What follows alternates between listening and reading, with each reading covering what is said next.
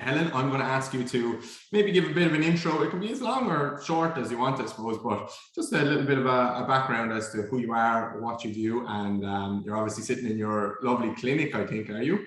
Or do you call it a clinic, or what do you call your workspace? I do call it a clinic, and I had a lovely New Zealand lady who walked in through the door, and I can't do accents, and she said, "Noise shed."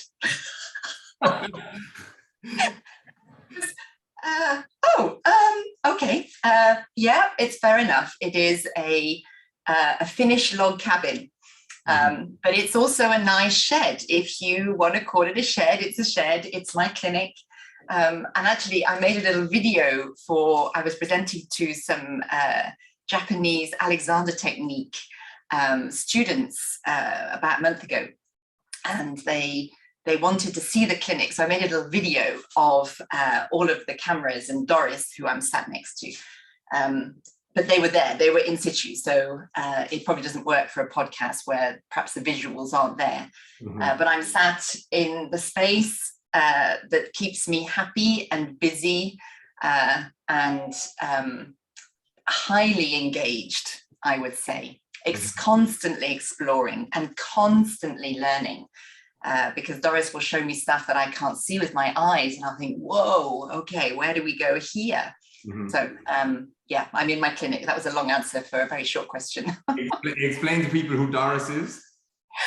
Oh, Doris. So Doris is, let me introduce Doris, who is the most advanced gait analysis tech in the world, and there are only 4 in the world, and I have one. I was the 3rd by the I should have been 2nd, but they delivered to Germany just before me. I should have been the one in my heart. I was the one after Nike. Nike was the prototype, and then it was me. But I just on their schedule of deliveries, I came after the German one because it's German technology. So they delivered next door first, and then they popped over to the UK. The wonderful people from Diaz. And I'm so old that I call her Doris because the company is Diaz, and it made me happy. But unless you're old and you know Doris Day, it won't make any sense. But she's called Doris, and she is a 1/4 of a ton of treadmill with a force plate integrated, so I can measure simultaneously your 3-dimensional spine movements, your 3-dimensional pelvic movements, just with 3 stickers. I can go all out along with the foot plate, the foot forces through the plate. I can go all out and put 35 stickers on you and measure any angle you fancy. But that takes time. So my basic is the 3 stickers, and she would just give me endless amounts of information just from those 3 stickers. She does have limitations, though. She is more accurate than an X-ray up to 30 kilometers an hour. Okay, yeah. And what happens after 30? She can't go any faster than 30 kilometers an hour, but nobody's made it anywhere near. So we're safe in the knowledge that Doris, her PB is 21 kilometers an hour. And I'm thinking any faster we need a crash mat just in case somebody pings off the end. So whilst there are limitations with treadmills, before anybody starts on the treadmill lark, we understand the limitations of a treadmill. However, we're comparing like with like, and we're looking for change instantly in clinic. So we're comparing like with like, and then if it feels better in here, it feels infinitely more better out in the real world. So it's sort of having a film set with cameras following equidistant as you run along. It is an amazing solution, which fills my clinic. That's great. What so I don't know how you would classify yourself or whatever. I know you're a running coach, but that might be just putting you into a box then. So what would you call yourself, and how long have you been doing this stuff?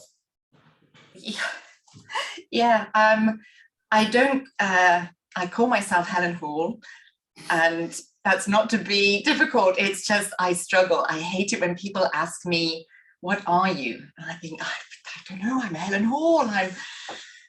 Ask me what I do on a day-to-day basis. I explore movement. As one of my dear friends and clients, I work with him closely, a footballer, he says, better never stops. So we're continually looking for better in movement. And whilst I coach running, but it's such a weird thing because I don't coach running. I don't express a way to run. Mm-hmm.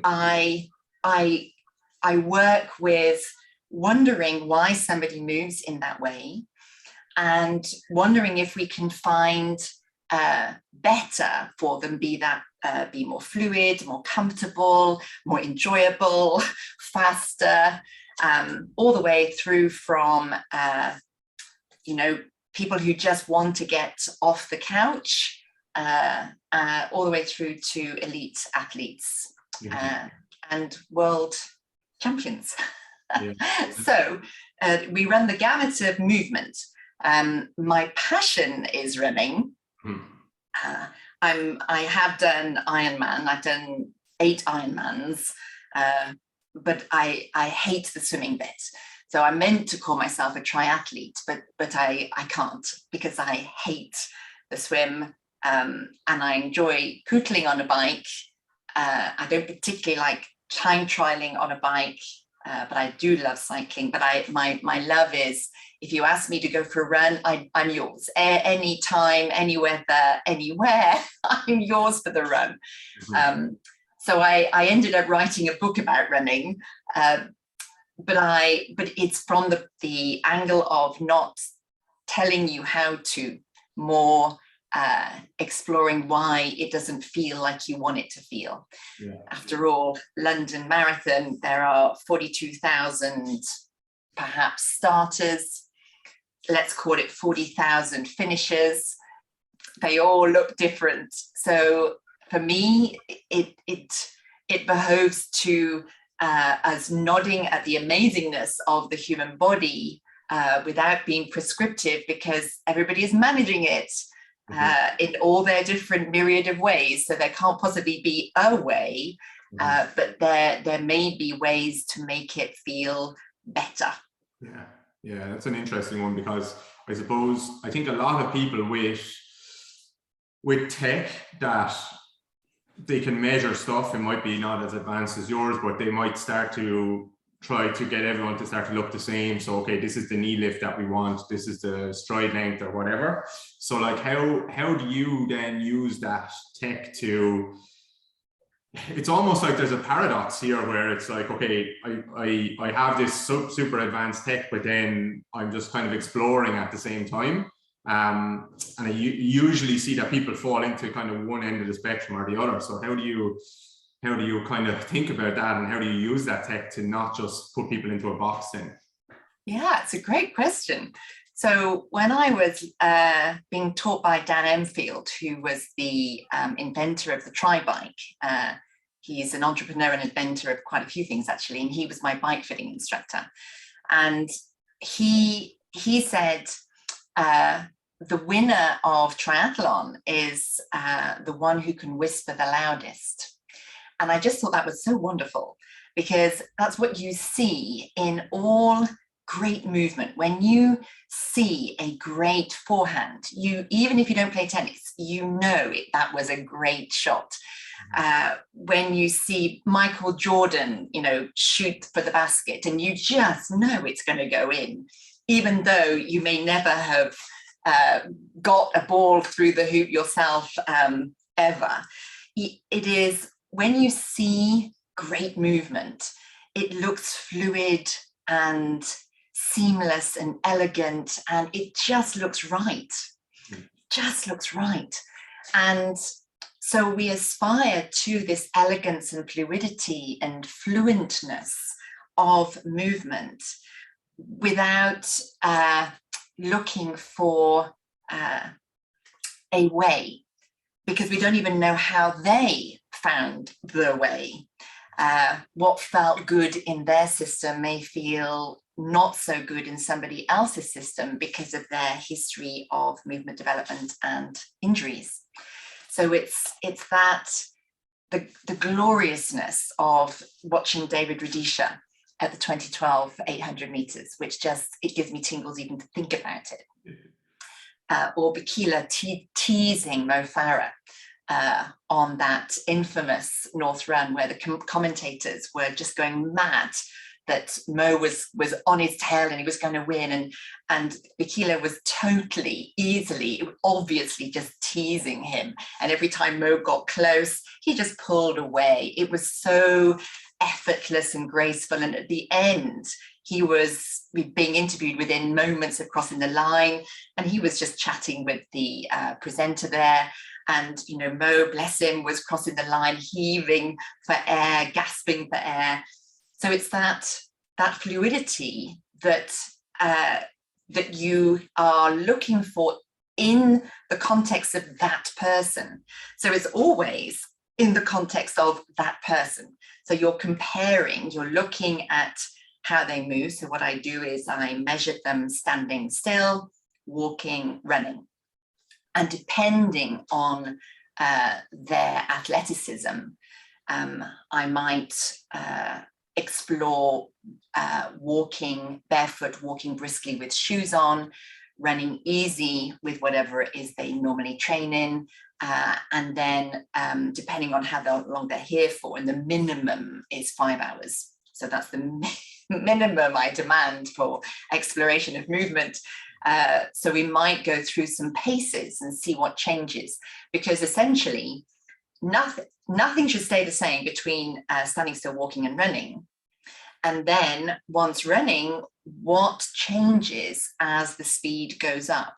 Because what we really want to see is it's just the stride length, the body opens up, rather than any dramatic change between running easy and running fast. Because it's the same body that you're bringing with you. So it's often quite interesting what happens when people are running fast and things all smooth out because speed hides need, but they're not able to run balls out continually because, you know, people get injured doing that. So it's what's happening in the lower gears that makes that person maybe predisposed to a cycle of injuries. So we use the data not to attain a certain prescriptive cadence or stride length or angles.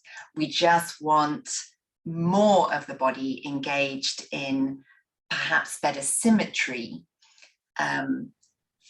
And yes, to acknowledge all the people who are passionate about asymmetry. Yes, even our brains are asymmetrical, but we have 4 limbs. I'm talking about limb symmetry when running without holding anything asymmetrical. So for instance, you know, you can have a pole vaulter running on the treadmill, and their job is running with a pole in their hand. So this is going to be different. You're going to have less movement in the upper body because you can't have the counter rotation or the spiraling through the upper body in the same way you would if you weren't holding a pole. And you're going to have more pelvic rotation as a result because you fettered the movement somewhere. So it's wondering why somebody is moving with more movement somewhere, less movement somewhere else, and trying to figure out why that might be so that we can bring more body to the party to help out. How do we figure out, okay, it's the left arm is the problem, or it's not the right big toe that the problem is, or anything else, or is that just something that we just need to tinker with, and that's why you actually need time with people to play around with something, have a look, play around with something else, have a look? Or can we ever really know, okay, that was the problem? Or does it even matter? Maybe it's just like, okay, it doesn't matter if that's the real cause, but I'm just going to get it moving, and maybe it just comes back into the hole again. Or, how do you even approach answering that question? Yeah, it is a we start the way to answer the question, both literally with the person in front of you and with the question that you've just posed, is to start. We do have to answer the question. We can't just be stabbing around in the dark and hoping for the best. I do feel we need to answer the question as best we can with the knowledge that we have currently, which of course is changing all the time. I'm learning all the time. And Doris keeps me clear. She keeps me from telling myself stories about what might be happening, because when you change something, so I go on a slight tangent, I can feel myself go there right now. So we go off on a tangent just slightly. If I change something in a person's body by asking them to move in a novel way, then they might feel better simply because it's a novel movement for them, and that feels exciting within their body. But I'll always measure and say, okay, what's that just given us? And it might be, so I'll give an example. So the problem was sciatica. The MRI had shown disc derangements on several levels in the lower back, L4, L5, L5S1. So there was these asymmetry was a clear avoidance of the area. So the pelvis had shifted away from the direction that the disc had prolapsed to, or the disc nucleus had bulged towards. And so we were using some movements to open the spine and then help to send the pelvis in the other direction, towards the sciatica, but having opened up the space so that the body could do that, because staying bowed away from the disc derangement was causing all sorts of grief. So coming back towards center. And she felt great doing that. It gave the area, so say the disc derangement was to the left and it was a right hip discomfort pain, she felt better. And then I measure, and Doris tells me that the pelvis is even more shifted. Mm-hmm. So she'd had the sense of, oh, this feels better, it's different. But there was, X amount more millimeters more shift. And you think, okay, no, the brain is saying, no, I'm not ready to go. Yes, that's where we want to head towards, but we can't go the direct route. We've got to go circling around. So Doris keeps me very safe, so that new and great doesn't get mistaken for, oh, actually you're going to feel great for a little bit and then you're just going to feel bad again. So we don't, that doesn't happen. So now I've digressed so much, I've lost where I was going. So I was giving an example.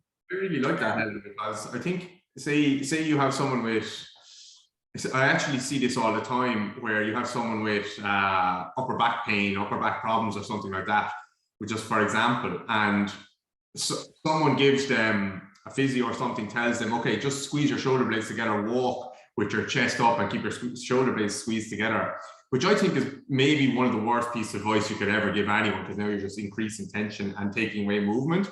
But almost everyone will feel, quote unquote, like better because they feel different in that time. But you're now starting to maybe layer on more compensations or cause more problems and more tension. So I like the way you say that Doris keeps you honest in that way, because it's probably not that hard to make someone feel better by just making them feel different in the moment by shifting tension to another area. But it doesn't mean it's a good strategy in the long run. Yeah. Yes, and I remember where I was going. So it was finding out the why. So we can, and it is, I find it's about hypothesizing. So there's a continual thought process, and you're sifting through, well, is it this? So you have their injury history, you have their, hopefully their movement development history, which is, I find, increasingly relevant the more I understand movement development, which is the origins of how we get our joint mechanics in the first place. And it is, if my life's work is to stop infant development being monopolized by infants, and for the world to see that this is actually movement development that's with us our entire lives, if that's the message that I have to keep saying my entire life until pediatricians and midwives don't have the monopoly on it, then I'll just keep doing that. Mm-hmm. It is not just because the infants get to do the movement development first does not mean it is infant development. It is movement development. It is how we get to move and be the way we are. It is our movement. It is our acuity. It becomes the way we think, the way we are, our isms, our characters, and our movement. And it is with us our entire lives. And we can use movement development, I call them pieces of Lego. Even when the pieces of Lego are organized, we can use them to get what we want. Anyway, I digress. I need to finish my thought processes on the left, say the left arm that isn't moving. So we can surmise that we can have a healthy theoretical thought process, which will either get thrown out with the dishwater or, yes, we're onto something. If, say, for instance, there was a left wrist fracture age 4, and just at that time, it's just after any crawling around on hands and feet happens, so they don't get to really go back to that space and use the arm in the same way as they had, and maybe a little bit of neuronal networking to that arm got a bit lost in the wash, and that person just, were right-handed, it didn't really matter, and they're young, and so they just crack on and don't even realize that their left arm isn't moving in that same way. Mm-hmm. And then you can give it some movement, give it some wrist mechanics, give it something to do, and suddenly it bursts into life. Yeah. And you think, oh, okay, well, that's a probable, in the absence of anything else, probable hypothesis confirmation. And maybe it wakes it up a little bit, but not enough. Then making it move, in my experience, making it move can help to a degree. My R&D, I invented the Lemni, which is, I have prototype number 2 here. So Lemni, which moves in the form of a lemniscate, which is the figure of 8 on its side. And R&D was branches and sticks in the woods, different lengths. What could I do with the runner I was with to help their arms understand what to do to be helpful without frontal cortex thinking? And I think that's where things become problematic. Mm-hmm. If the person is having to think about what to do, this isn't coming from the foundations of movement that we know.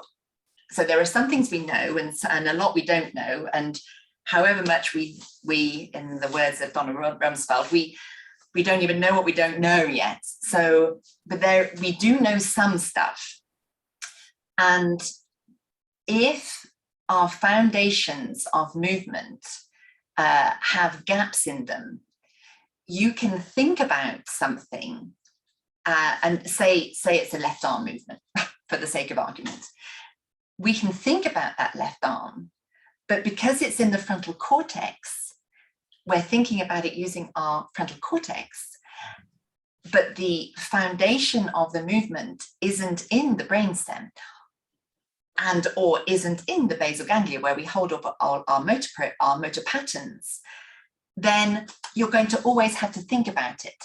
It might become a habit. It's possible that it could become a habit, but because the brain thinks in patterns, it's going to take a very, very long time.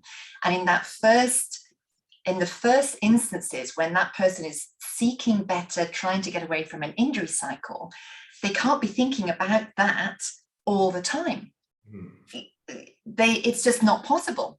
As soon as they're thinking about crossing the road, they're not thinking about that. They can't think of two things at the same time.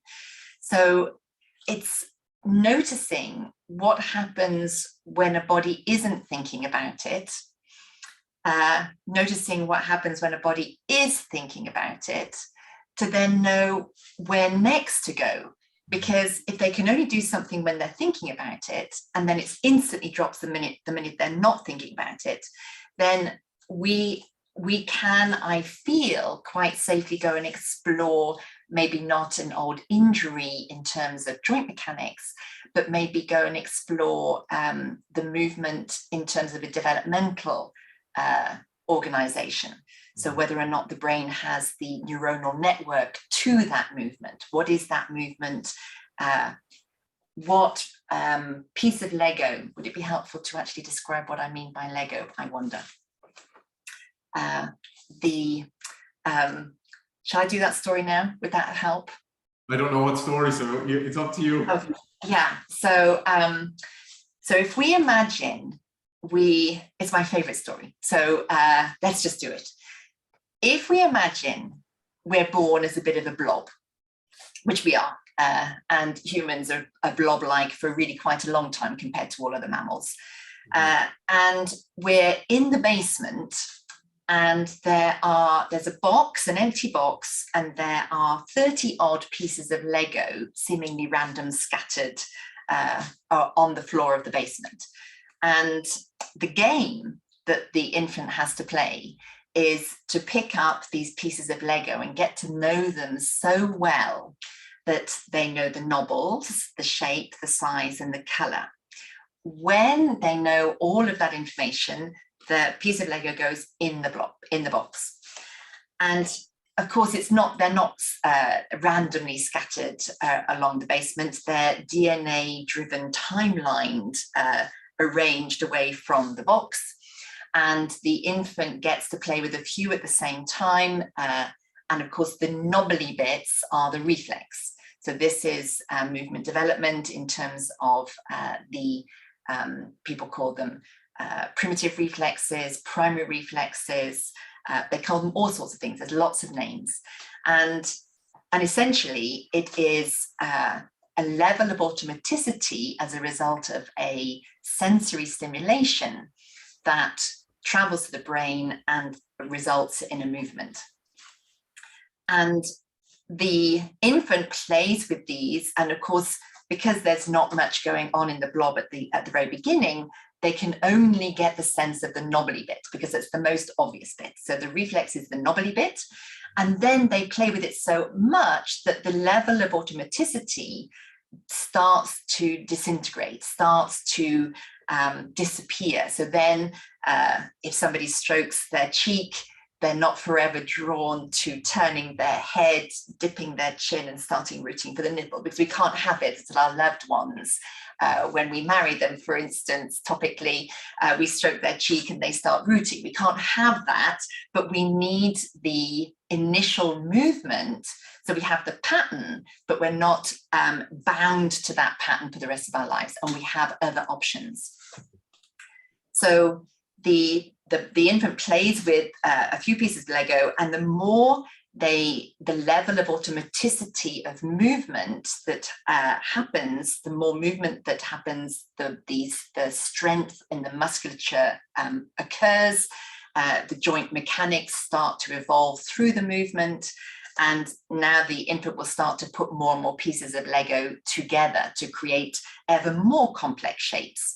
And to cut a very long story short, that takes about 7 years. By the time the child is 7, all of the pieces of Lego hopefully are in the box, and the lid is on, and we have the picture of human movement development.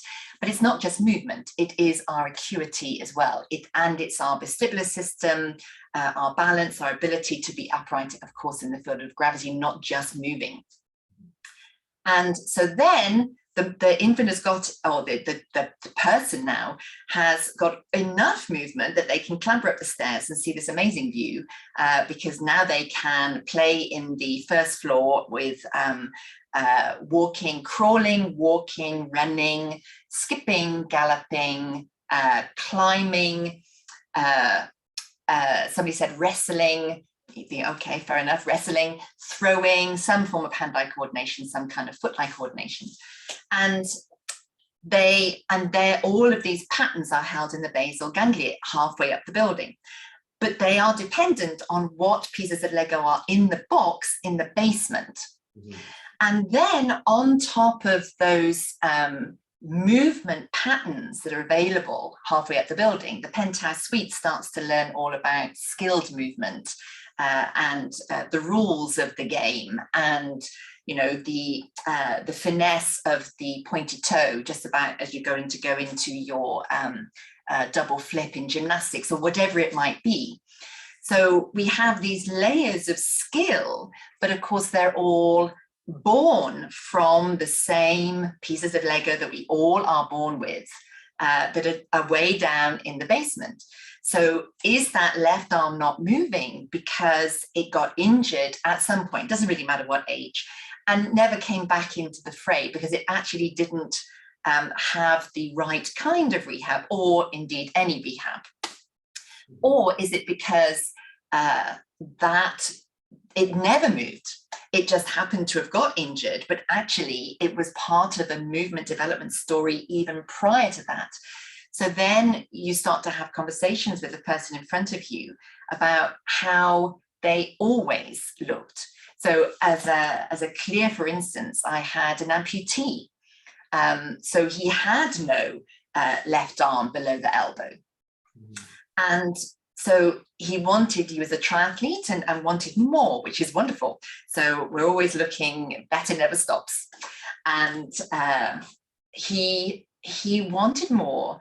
And it was obvious that he was moving in a way that didn't make actually any sense, that it was as a result of his accident. He had paraglided into power lines, and the grip on the paraglider had made the arm get stuck in this flexed position. So the only way they decided that the best thing to do would just be to amputate. Mm-hmm. But he was moving in a way that didn't make sense, that it was because he didn't have a full left arm. And luckily his wife was with him. And I said, this makes no sense. I think that the way you're moving stems from even before your accident. And, oh, hello, here's Parker. Just arrived, that's the giant schnauzer. He's gone to his sofa. And yes, so before the accident, and sure enough, his wife was there showing me pictures of him standing in crowds, and he was, he had his shoulder tilted. He was always like this. So then it was easy to help, because it was like his amputation was a red herring, a complete red herring. And by organizing something that was present even before he was 11, we could approach from a movement development point of view and gain more instantly. Yeah. I think the reflexes is an interesting one. Like you will see, you can look for people whose reflexes they're still moving, say like the plantar reflex or something like that. Like they're still always, if you still touch their foot, like their foot just always is gripping like that all of the time as an adult, and that just never fully developed for whatever reason. Usually it's because, well, aside from some neural thing, usually it's because of a lack of movement when they were younger. They weren't exposed to enough movement in a variety of ways. But I think the strength work tops up. I think it applies to most sports. The strength work tops up really well for people who are very skilled in the sport already. So it seems to transfer across very well to them. You see it in the jump world, you see it in the dunkers. People who can get really strong, but they don't have the skill of being able to jump and dunk a basketball already, or like they don't have that in the bank, then the strength work doesn't apply, because it's like the body doesn't know how to use it. And I think running is very, very similar. It's the muscle sequencing. You can effectively get stronger with no more training. You just instantly get effectively stronger just with improved muscle sequencing. So it's, and you can't do that with thought. You've got to figure out why something is not firing in the way it should. I recently measured somebody, so generally speaking, when I'm measuring their barefoot, they'll walk probably about half a kilometre slower unshod than when they're shod. So when I'm measuring barefoot and then switching to walking with shoes on, I'll increase the speed, and it'll be effectively in their system, it will feel the same. And there was a lady who was, we know, we've had the same anatomy motion training, that we have about 0.65 to 0.8 of a second on each foot when we walk. And that reduces to 0.2 to 0.3 of a second when we run. And so there's not enough time to think about anything, because it's already happened, and it's all happened so fast. So when you measure quadruple figures on somebody walking barefoot, so 1 over 1 second, so 1,150 milliseconds on one foot and 1,200 milliseconds on the other foot, and they have an awareness of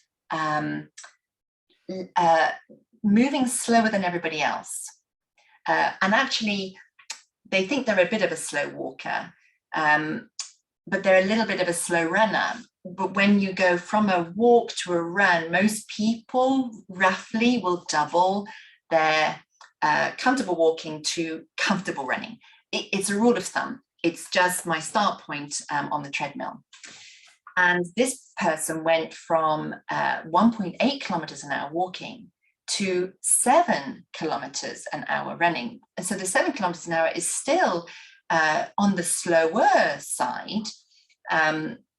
It's a very easy, it's either an incredibly fast walk. My legs are too short to walk that fast. I would have to break into a run. And so she was over 3 times faster, nearly 4 times faster running than when she was walking. And the reason I give this example is she was wobbly. She didn't even know she was wobbly when she walked. All she knew was that she walked really slowly. And you could see the wobble in her feet, and she was seeking information, constantly seeking, where is the, I'm going really carefully, where is the ground, where is the ground? I'm telling a story describing how it looked. But she was slowly making her way from heel to toe. And then when she was running, she was a 4-foot runner.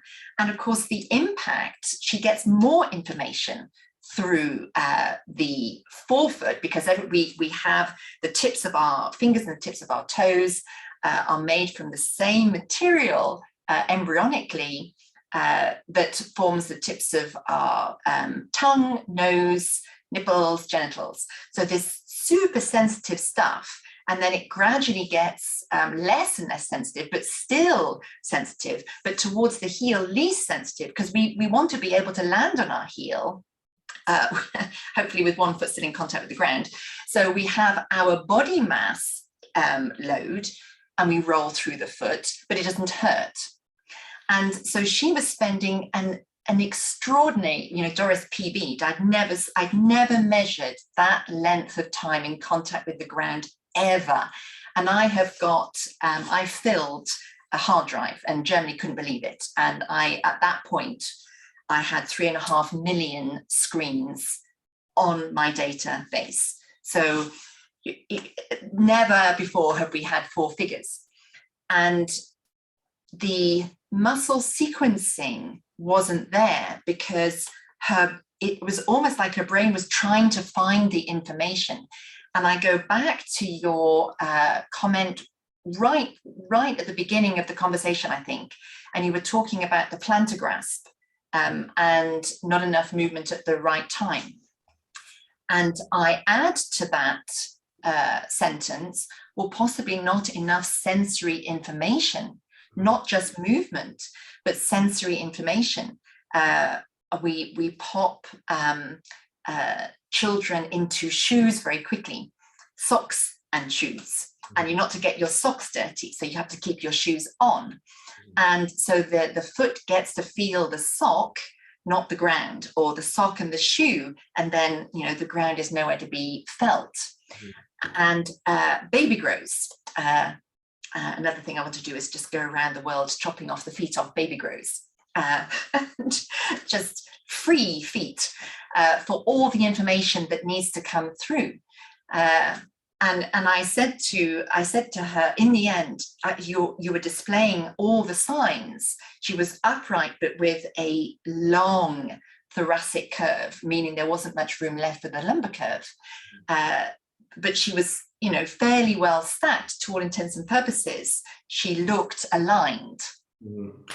I said, but you look as if you would have been a toe walker, but she hadn't put it in her history. And she looked at me and she went, well, I am. Okay. It's not just I am. I have to think about, I know I'm meant to put my heel down, so that's what I do. So she got her freedom in running, because then nobody's telling her to start with her heel and she can just land where she wants to, which is on her forefoot. So her muscle sequencing came into its own when she was running. And it was just a mess when she was walking. But that was promulgating the problem, which then was present still in her body when she was running, the inflammation caused by the way she was walking, spending an interminable amount of time there. So she was instantly stronger in her movements because the muscle sequencing was improved simply by giving a shed load of sensory information to her feet by wiping her feet on a doormat for 10 minutes.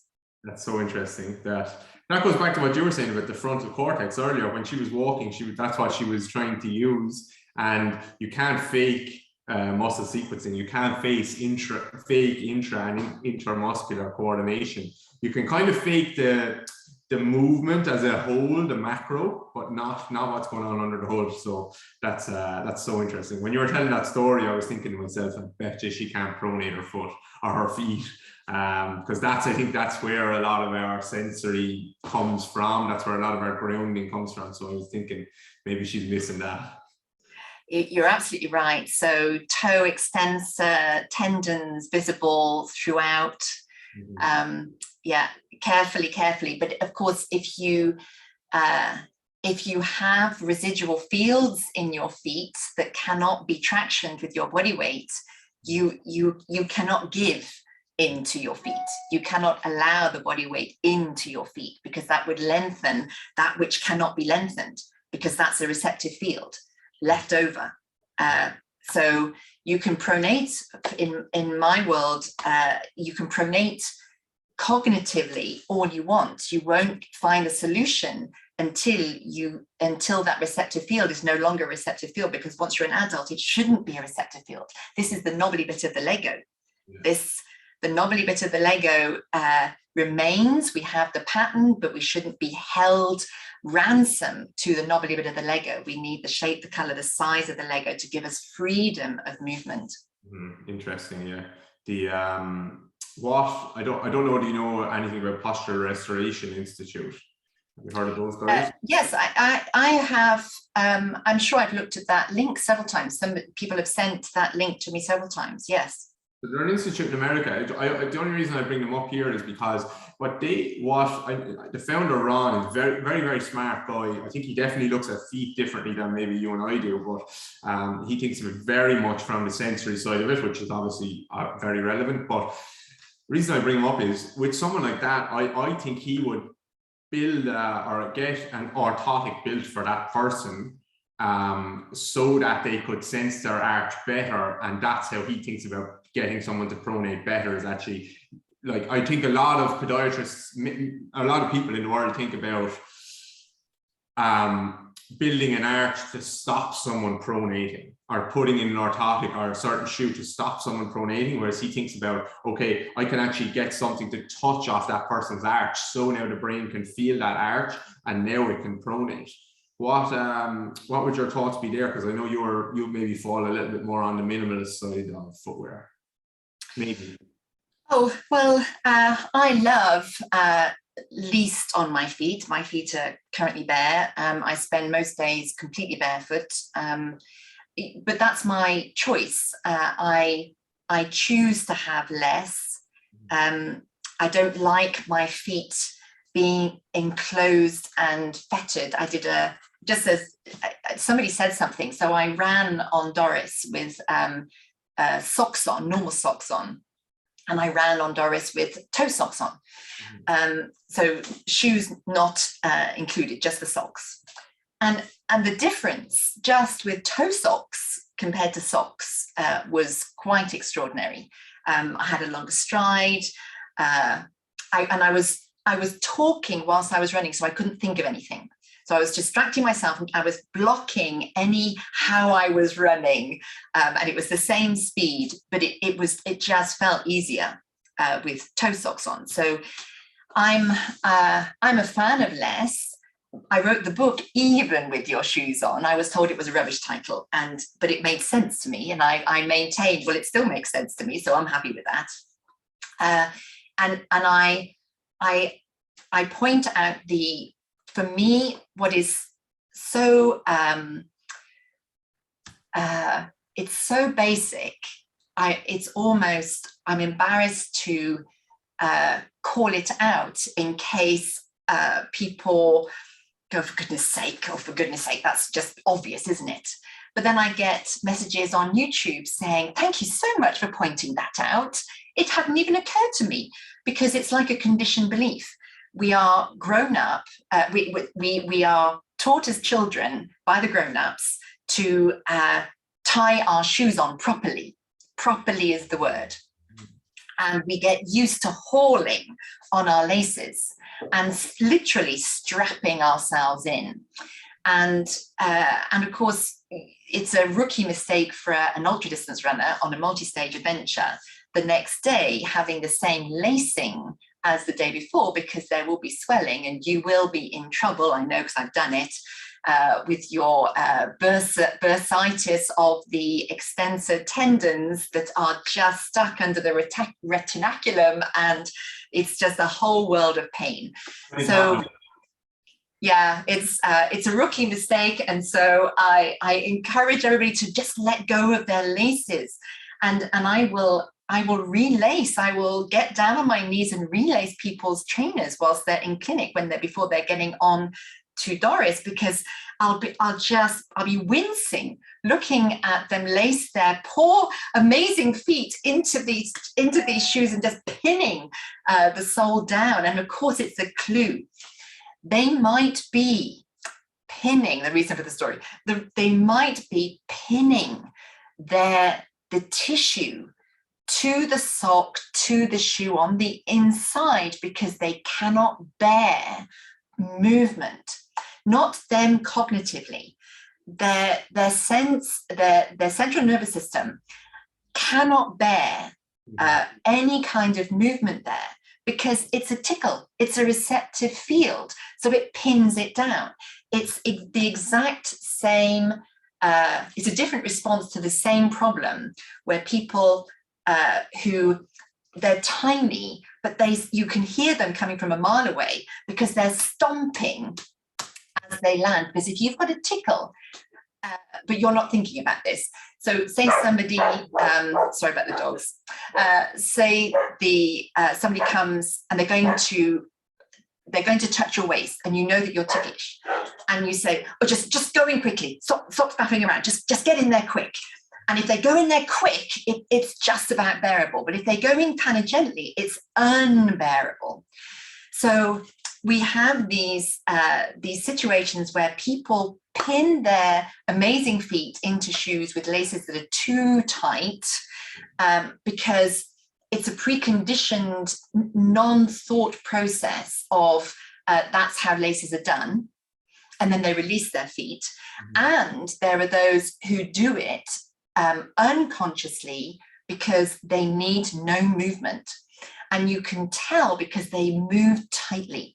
You'll watch them walk toward you with their shoes, they're really tight, they look like they're bursting out of their shoes, and their feet they look tight even inside their shoes. So then you go looking for the receptive field and you think, oh yeah, that's really active. And you want to give that foot freedom by helping that sensory field become less sensitive. So I would never say to anybody, wear less shoe. I would always encourage them to loosen their laces. And if they needed them to be tight, to question why they need to be tight. And I would definitely test for tickles in that instance, because people think it's okay to have tickly feet. Yeah. And it is, if you are teeny tiny, that's what it's there for. And it is not okay when you're grown up. It always ends in movement adaptations, which may or may not cause pain, but they will definitely, if we come at the question from a position of efficient movement, they will affect our efficiency of movement because there is not freedom in feet. That's interesting. So you think tickly feet are often linked back to feet that aren't moving very much, so that the tissue there isn't being loaded as much, so it's just super sensitive to anything else, any stimulus that's coming in then? It's a little bit like, I equate it to what they know for the piece of Lego, all of these pieces of Lego have names, but between disciplines, the names get slightly adjusted, which is always very confusing. It's like the osteos who refer to a right rotation, and certain elements of chiropractor who refer to the same rotation, but from the other end of the bone. So one refers to the body of the vertebra, and the other refers to the spinous process. And they're talking about the same rotation, but one's left and one's right. So, it's all very confusing. Again, we get back to words and it becomes very confusing. People talk about reflex inhibition, which makes no sense because we needed the knobbly bit. The knobbly bit is the thing that got us moving in the first place. We don't want to discard the knobbly bit. We just don't want to be beholden to the knobbly bit for the rest of our lives. Some people talk about reflex integration, but if you talk about reflexes to an adult, unless it's connected to the one in their knee, people can get confused or defensive, or thinking that you're going to send them crawling around the floor, excuse me, for forever and a day. Sorry. Okay. And where were we? Sorry. Reflexes. Yes, we were talking about receptive fields. So the receptive field, oh yes, sorry, I know where I was. So the spinal galant reflex, which enables us to twist through a 90-degree bend in the birth canal. So some of these are, they are active even before we're born to enable us to scramble down the birth canal. We don't just get pushed out. The fetus helps itself out as well. And if, for whatever reason, the delivery needs to be by cesarean section, it's almost like the spinal gland doesn't get its moment. It's like, no, but what about, it's waiting in left field. What about me? What about me? And then there'll be this tickle in the waist. For always, there'll be this, that the person won't like to wear a belt. They won't like tight clothing. They won't like to sit upright in a dining chair. They'll want to slide away from the back of the dining chair. And it's always on a spectrum. So it's degrees of complete intolerance all the way through to, well, they just kind of wiggle around a little bit. They as a result of it, because the spinal gland talks to the pelvic girdle and the shoulder girdle, with the waist of course in between, they might be really twitchy, and almost as if the brain is trying to, well, where are you? Because I never got my chance to get to know you properly down the birth canal. I'm just wondering where I am. And I'm now in the lockdown. It was Lord Sumpton, the ex-Lord Chief Justice, and bless his heart, he was sitting there wiggling all the way along. I just wanted to put my hands on his shoulder and say, there they are, there's your shoulders, there we are, there you go. And so I think of these things, and it might be a story that I'm making up to help in my head understanding of it, to sort of place it in a place where I can talk about it easily. And I feel as if when there are tickles remaining in adult feet, it's as if they didn't get enough information at the time.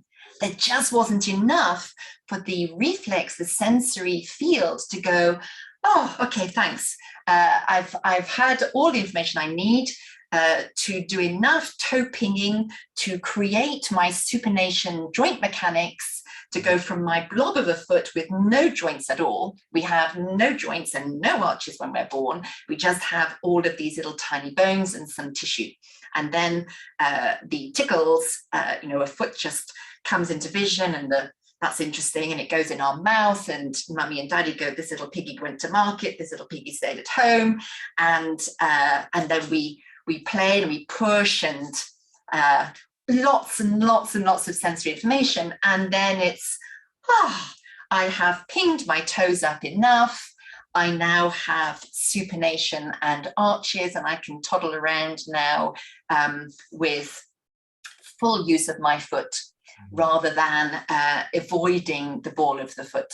I've worked with adults who have wiped their feet. So to go, the relevance is this gentleman you were talking about who wants to use the orthotic to present stimulation to the area.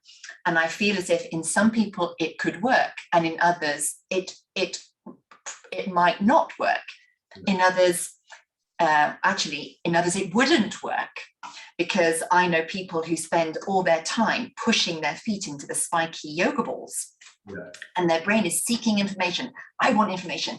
I can stand on the spikiest yoga ball, and nobody else in the yoga class can stand on spiky ball.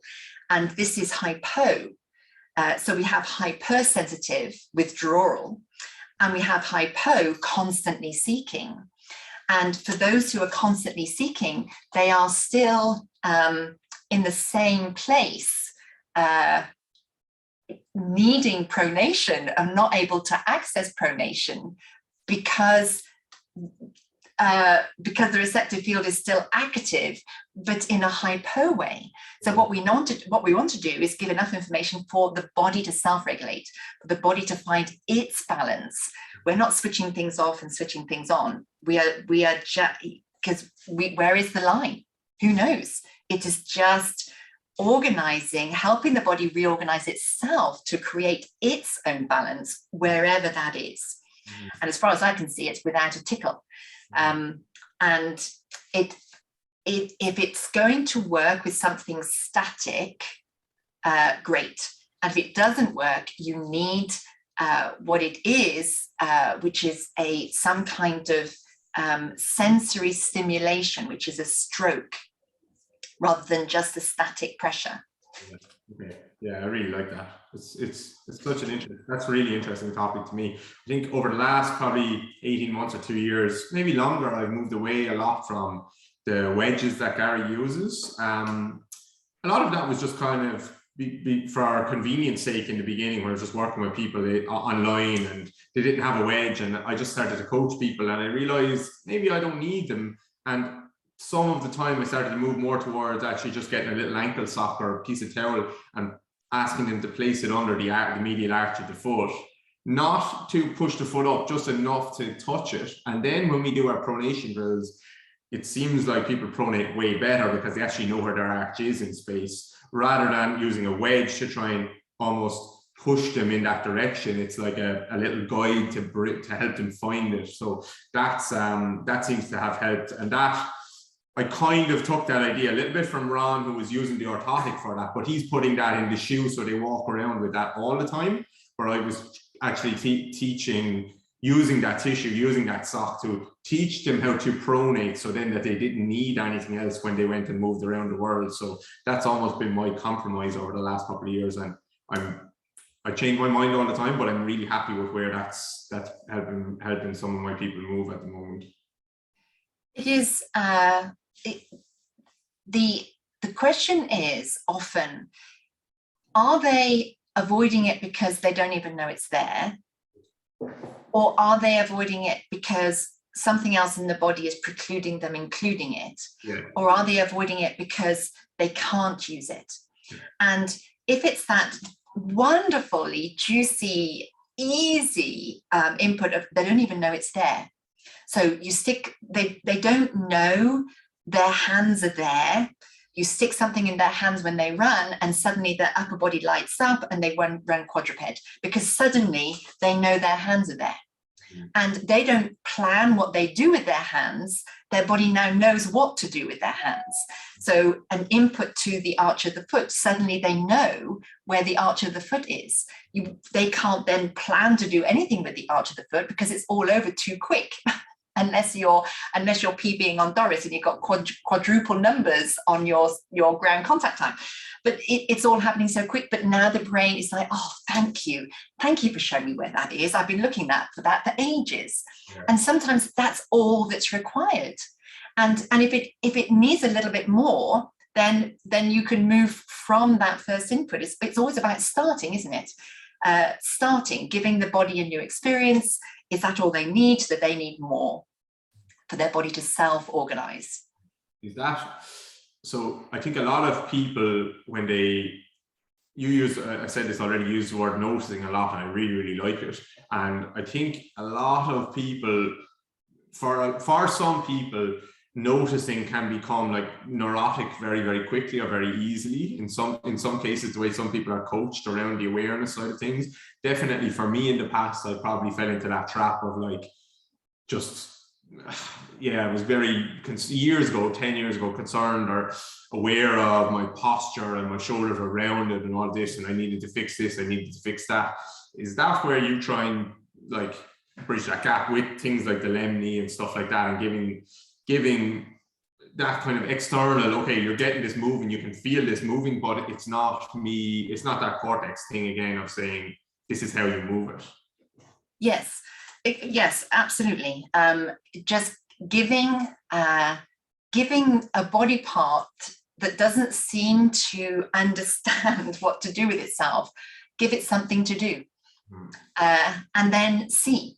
And then sometimes it becomes a reveal.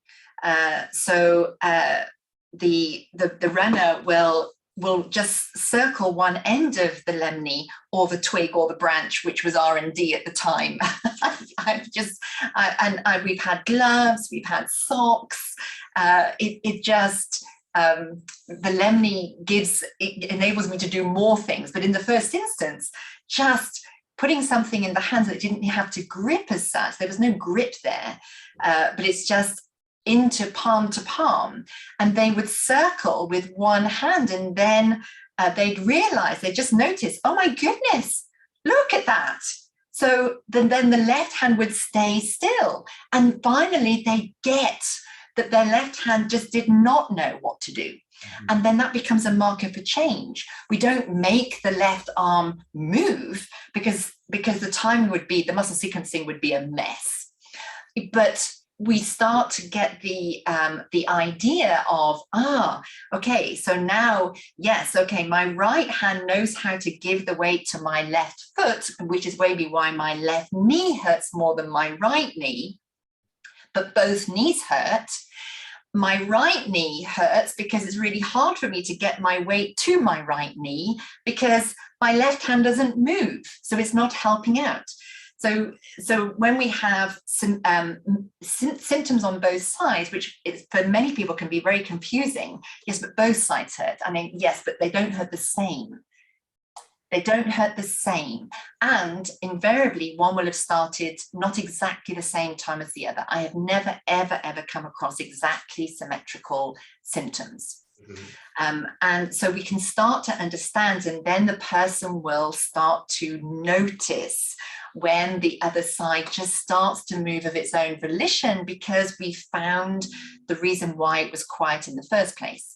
Either it wants to stay adducted the whole time. It doesn't understand abduction because of an old shoulder injury, or maybe the shoulder injury was there because they only adducted because there was a movement development piece that developed abduction on that side, but not an adduction on this side. This is the Usain Bolt, and not the reverse. So they didn't have the opposite Usain Bolt. So yes, anyway, so I wish I could have tested Usain whilst he was, you worked with him, didn't you? No, I didn't. No. Okay. I wish I did, but I didn't. No. In 100 years, probably this stuff will be very easily accessed to a lot of people.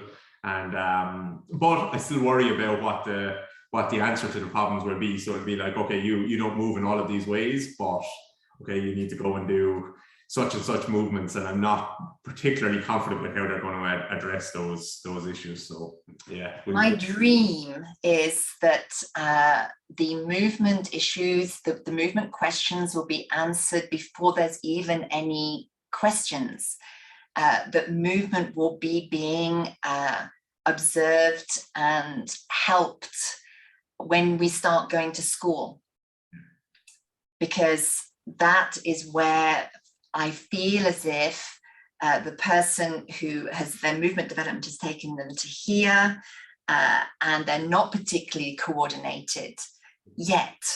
Yeah. So they're not picked for the team, and they're not encouraged because it takes too much energy from the teacher to encourage that person to move in a better way, or to be able to do the things that seemingly all the other kids can do. So they're then parked into a little box there of, okay, just, play Game Boy. Oh, no, that's my age. Sorry, Game Boy is ancient, isn't it? Whatever the latest games are, Nintendo, whatever it is. Mm-hmm. So if all of our movements, every single one originates in movement development, which is the stuff that happens at the beginning, and I'm not going to be drawn into the labeling of it, because it's movement development, no matter the age. Yeah.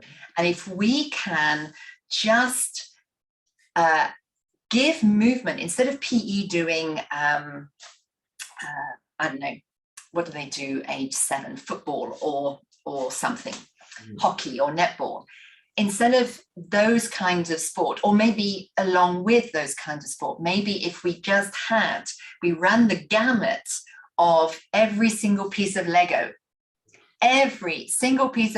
we just play with them all. And then anybody who didn't get a chance to play with theirs at that time, it doesn't matter, because they get to play with them now.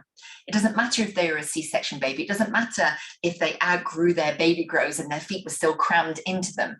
None of these things matter, because it's not that difficult to create change, because after all, a baby does it by themselves, all things being equal. So if we could just get in earlier, rather than just pick the best guys who can do it already, they can because they can, and the others can't, not because of anything apart from they can't yet. Yeah. I think it's getting better. It's getting better. They're trying to bridge that gap, but then seems like an adult, it's going the other direction where everything has to be quantified. It's just about, okay, you're squatting this much now, and now here's another 5 kilos, here's another 5 kilos. So I'm both confident and worried at the same time, that not that, like, and I'm a big strength guy. Like, I work with a lot of strength people, and I prescribe a lot of strength movements, and I work people very hard in that regard. But I think the need for diversity of movement and just moving our bones in different ways is still probably missed. So yeah, we'll see. Helen, where can people find you and get your book and all that stuff? I recommend your book quite a lot to people. So now's your time. Oh, thank you. Well, I'm at helen-hall.co.uk.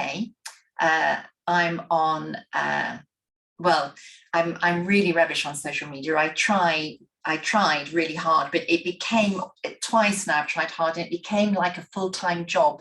So all I was doing was thinking of how to be on social media and say something helpful. My website is there, and my book was meant so that people could help themselves. And that's available on my website and on Amazon. I will continue that my goal is to make more material that is available to everybody, rather than you having to come into clinic, because one at a time is the epitome of inefficiency. It's fun. Me and Doris have a great time in here playing and exploring, but it is inefficient. So the goal isn't to encourage people to come here. The goal is to create the material so that people can help themselves wherever they are, with the minimum of equipment, not requiring Doris. Doris helps me understand and learn and weaves teachings into something that seems to make sense.